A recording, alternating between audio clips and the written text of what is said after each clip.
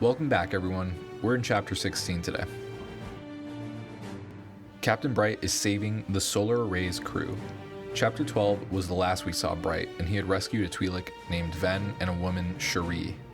Here, the crew had rescued 7 people already, and the Solar Array itself is just about to explode. Bright calls to Petty Officer Anamin and tells him to haul butt and get to the Aurora 9.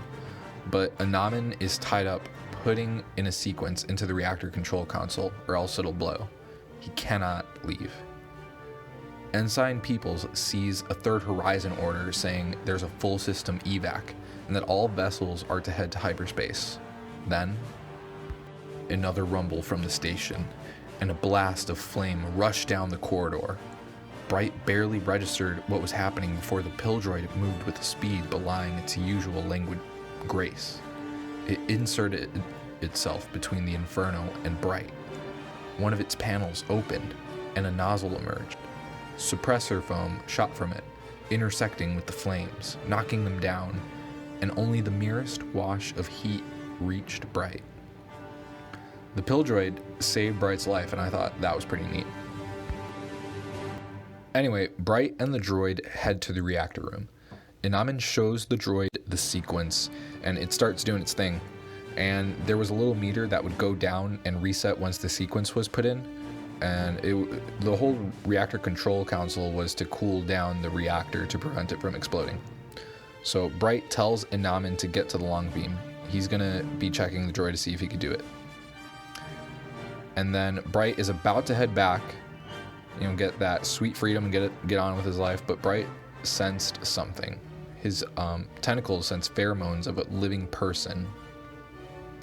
Anamin was busy with the reactor and didn't notice, but there was a Twi'lek male behind a panel, so Bright tried to lift them, but couldn't. And he runs back to the reactor control console and with no hesitation tells the droid that there's a patient. So Bright takes over and starts putting in the sequence. He keys up on the comlink and tells Anamin and Ensign Peoples, hey, there's a Twi'lek on the way. He's injured, and tells him to go. Anamin undocks and heads to a minimum safe distance. They're still on the comms link at this point, and I'm impressed at how far they can be and still talk to each other. The gauge was in the red again.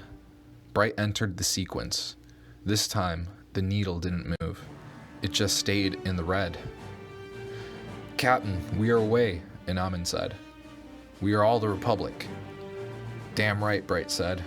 "We are all the..." Heat and light and nothing more.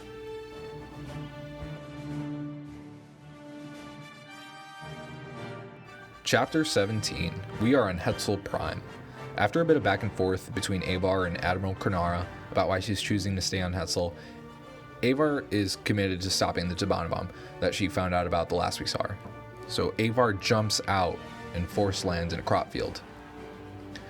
A tank of super-cooled liquid Tabana was headed to an R-class star, and when it hit, the volatile nature of the substance, combined with the intense heat of the star and its unique nitrogen-heavy composition, would cause a rapid chain reaction that would result in the sun surging outward, flaring up to nearly double its size, putting out radiation that would cook the entire system in a matter of moments. The Hetzal system, in not much time at all, would cease to exist. Avar Kriss needed to be on the surface of Hetzel Prime because the world was a planet of life. Surrounded by growing things that had been tended with love and care by the farmers, the song of the Force that she saw was loud. So she contacts all of the Jedi. She lets them know of the Tabana threat. "We will all apply the Force to it together in just the same spot, in just the same way, at just the same time, and we will move it so it does not hit the sun." This is something enormously difficult for all the Jedi, to be doing. They have to be all on task and without canceling each other out. Avar Kriss uses her lightsaber and it rises in the air and it starts rotating and making a humming noise. And it's starting to make a higher and higher pitch. And with the Force, she speeds up its rotation until it produced a note that was in sync with the song of the Force that she was hearing. I guess she needed that for her battle meditation. Yeah, maybe it helped her achieve that connection with the Force faster. She had to find the Tabana fragment, and the chorus of the Force was loud. The Tabana fragment was set to destroy them all. She finds it, and then she loses it. She gets very frustrated, and her connection to everyone, all the other Jedi, almost fades away. She says, no one else could do this but me. She shows some pride and then, quickly learns and corrects herself that no, it's everyone who will be finding the Tabana fragment together through the Force. So here we see a little bit of a character flaw in Avar Kriss, and I think it's kind of interesting, that she has some pride, but she knows it and she, quickly corrects it.